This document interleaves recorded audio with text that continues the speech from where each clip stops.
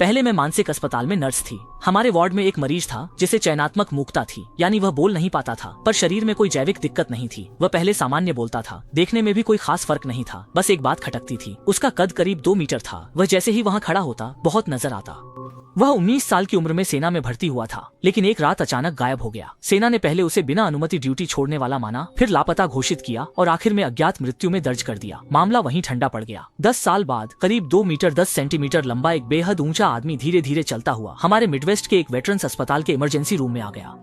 उसने front desk पर बस कहा, मेरा नाम दुशांग है, मैं 10 साल से मरा हूँ। और यही उसकी जिंदगी का आखिरी वाक्य बन गया। उसके पूरे शरीर पर धूल जमी थी और जो कपड़े उसने पहने थे वे उसी रात जैसे के तैसे थे जब वह गायब हुआ था। यहाँ तक कि एक सिलवट भी नहीं बदली। इन 10 सालों में उसके बैंक खाते का एक बार भी इस्तेमाल नहीं हुआ और उसके पास पहचान साबित करने वाली कोई चीज नहीं थी। लेकिन मुझे याद है, आखिर उंगलियों के निशान मिलते ही उसकी पहचान पक्की हो गई। अस्पताल ने परिवार से संपर्क किया, मगर उन्होंने तुरंत कहा कि वे तो बहुत पहले मान चुके हैं कि वह अब इस दुनिया में नहीं है। यहाँ तक कि उसकी अंत्येष्टि को कितना वक्त बीत गया उन्हें पता भी नहीं। सामने वाला आदमी जो भी हो वह नहीं हो सकता, यह कहकर उन्होंने साफ बोल दिया कि आगे फिर संपर्क मत करना। इसे ऐसा ही मानो जैसे कुछ हुआ ही नहीं।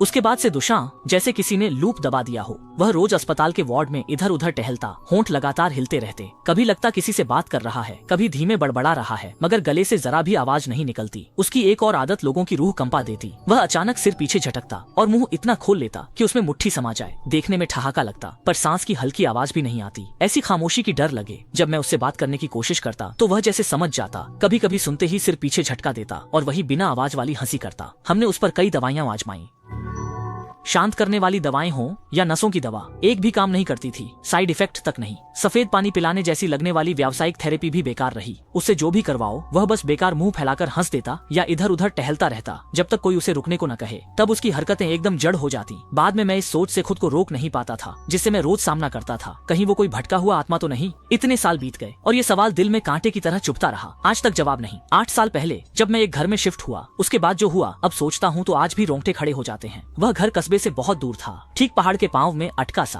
और कहते हैं कि वह कई सालों से खाली पड़ा था। इतनी दूर दराज जगह पर भला कौन रहना चाहेगा, मगर क्या करूं, किराया वाकई बहुत सस्ता था। मैंने हिम्मत करके अनुबंध पर दस्तखत कर दिया। लेकिन मैं अभी वहां शिफ्ट हुआ ही था कि अगले ही दिन 2 पुलिस वाले दरवाजे पर आ धमके, चेहरा कड़ा करके और आते ही पूछने लगे, क्या तुम्हें पता है कि पहले यहाँ रहने वाले कई लोग गायब हो गए थे?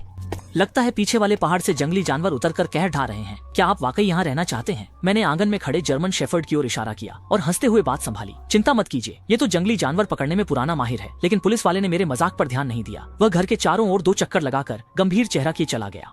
कुछ दिन बाद मैं सोफे पर दुबका टीवी देख रहा था कि आंगन में कुत्ता अचानक उग्र होकर जोर जोर से भौंकने लगा। फिर दर्द भरी चीख सी कराह सुनाई दी। उसके बाद धम्म की भारी आवाज आई और फिर बिल्कुल सन्नाटा छा गया। मेरा दिल बैठ गया। मैं फौरन जैकेट उठाकर आंगन की ओर दौड़ा।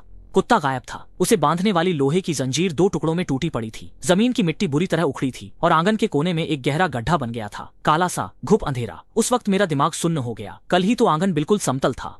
ये गड्ढा कहाँ से आया? कहीं कुत्ता इसमें गिर तो नहीं गया? मैं टॉर्च लेकर पास पहुंचा और रोशनी डाली, पर तल दिखा ही नहीं। अंदर से मिट्टी के बारीक कण नीचे गिर रहे थे, जैसे अभी अभी कोई चीज उसके पीछे पीछे भीतर घुसी हो।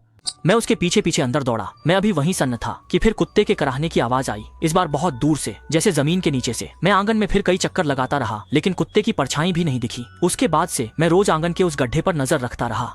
कभी कभी मुझे जमीन में हल्का कंपन लगता, भुनभुनाहट सी सुनाई देती और समझ नहीं आता कि ये सच है या बस मेरे डर का वहम। कुछ दिनों बाद मेरे दोस्त अजय ने फोन कर कहा कि वो मेरा नया घर देखने आ रहा है। मैं पहले से परेशान था, चाहता था वो किसी और दिन आए, मगर उसने कहा वो तो रास्ते में ही है। कुछ घंटों बाद मैंने सुना कि सामने वाले दरवाजे पर कोई मेरा नाम पुकार रहा है। आवाज अजय की थी। मैं जल्दी से दरवाजा खोलने दौड़ा, लेकिन बाहर बिल्कुल खाली था, किसी का साया तक नहीं। मैं घबरा गया। मैंने तो साफ सुना था, कहीं ये सुनने का भ्रम तो नहीं। मैंने फोन निकाला और देखा, अजय ने 5 मिनट पहले 2 मैसेज भेजे थे। तुम्हारे आंगन में ये ढांचा, क्या मामला है? लग रहा था गड्ढे के अंदर कुछ हिल रहा है। मैं पागलों सा आंगन की तरफ दौड़ा। एक नजर में दिखा कि गड्ढा पहले से थोड़ा और फैल गया है और आसपास पैरों के निशानों की कुछ कतारें भी थीं। नाप से साफ था कि वे मेरे दोस्त के ही हैं। मैं गड्ढे के किनारे गया और नीचे झांका। अब उसका मुहाना इतना चौड़ा था कि उसमें इंसान गिर जाए। नीचे इतना काला था जैसे स्याही उड़ेल दी हो। कुछ भी नहीं दिखा। मैंने गड्ढे की ओर चिल्लाकर कहा, अजय क्या तुम नीचे हो? बस हवा गड्ढे के मुहाने से गुजरती रही, कोई जवाब नहीं। मैंने मुट्ठी से जमीन पर घूंसा मारा। दर्द से हाथ सुन्न पड़ गया। तभी यकीन हुआ कि ये सपना नहीं। मैंने अजय को फोन किया। पहले लगा रिंगटोन गड्ढे की तह से आ रही है, फिर ध्यान से सुनने पर वो मेरी गलतफहमी लगी। फोन बजता रहा और खुद कट गया। फिर भी किसी ने नहीं उठाया। मैंने पुलिस को बताया। पर उन्होंने कहा गड्ढा बहुत गहरा है, वे नीचे उतरकर तलाश नहीं कर सकते। अगले दिन भी अजय से संपर्क नहीं हुआ। उसके परिवार ने भी गुमशुदगी की रिपोर्ट दर्ज कराई। मेरे पास कोई और रास्ता नहीं था, इसलिए मैंने खुद जांच करने का तय किया। मैंने गोप्रो पर छोटी लाइट बांधी, रस्सी से उसे बांधकर नीचे उतारा। काफी देर बाद लगा कि कैमरा नीचे तल से टकरा गया है। मैंने उसे धीरे धीरे ऊपर खींच लिया और फौरन वीडियो दोबारा देखा। वीडियो में गुफा का तल मेरी सोच से भी कहीं ज्यादा जटिल था। चारों तरफ शाखाओं में बढ़ती सुरंगें ही सुरंगें थीं, बिल्कुल भूल भुलैया जैसी। अंदर से किसी चीज के रेंगने की आवाज आ रही थी, सरसराहट सी, पर कैमरे के फ्रेम में कुछ भी रिकॉर्ड नहीं हो रहा था। फिर कुछ दिन बाद मैं आधी रात को एक अजीब सी आवाज से जाग गया। आवाज आंगन की तरफ से आ रही थी, जैसे कार के टायर जमीन पर घिसट रहे हों, लेकिन उससे भी ज्यादा अजीब। दबा दबा सा था और हल्की सी घिसटने की अनुभूति थी। मैं सामने के दरवाजे तक गया, खिड़की से चिपककर बाहर देखने लगा। डर से दिल जैसे धड़कना भूल गया। एक बैंगनी रंग का विशाल जीव आंगन के गड्ढे में घुस रहा था, सांप जैसा, पर शरीर बाल्टी से भी मोटा और सिर इतना बड़ा कि खौफ हो जाए। मैं अभी अभी उठा और बस पल भर उसे देख पाया। हो सकता है आंखों का धोखा हो, पर वह दृश्य दिमाग में छप गया। मैं बाहर जाकर फिर देखना चाहता, मगर पैर जवाब दे गए और मैं हिल भी नहीं पाई। मैंने फिर पुलिस को फोन किया। उन्होंने कहा तनाव बहुत है, आराम करो। मुझे पता था वहाँ और रुका होनी होगी, इसलिए मैं रातों रात सामान समेटकर घर बदलने की तैयारी करने लगा। अगर पूरा सामान समेटने से पहले ही देखा कि आंगन का गड्ढा भर गया था। मैंने किसी को मिट्टी भरने को नहीं बुलाया था।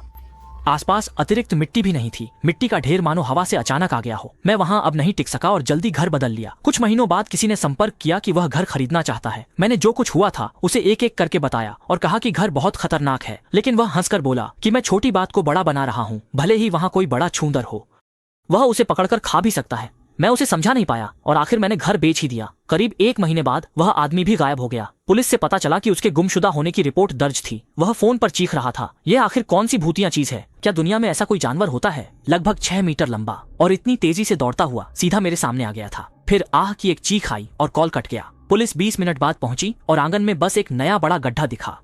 आदमी तो कब का गायब हो चुका था। उस आंगन के नीचे आखिर क्या चीज छुपी थी, मैं आज तक समझ नहीं पाया।